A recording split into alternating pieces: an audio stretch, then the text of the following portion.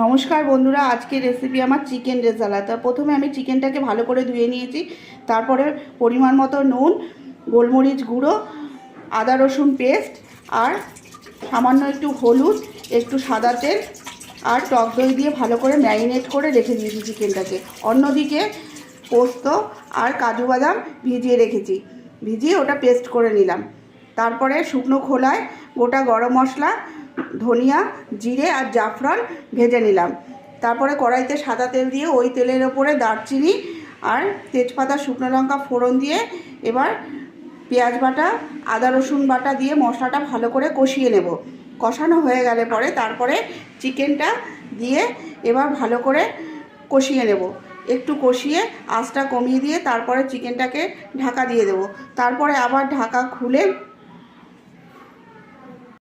পোস্ত আর কাজু বাদাম বাটাটা দিয়ে তারপরে আবার একটু নাড়াচাড়া করে নিয়ে তারপরে আবার একটু ভালো করে কষিয়ে নেব। কষানো হয়ে গেলে পরে তারপরে একটুখানি কেওড়া জল দিয়ে আর ওই আগে থেকে ভেজে রাখা মশলাটা দিয়ে ভালো করে নাড়াচাড়া করে নিয়ে রেডি আমার চিকেন রেজালা। তোমরা এইভাবে করে দেখো, ভালো লাগলে আমার পাশে থেকো। দেখা হবে অন্য একটি ভিডিওতে। সবাই ভালো থেকো।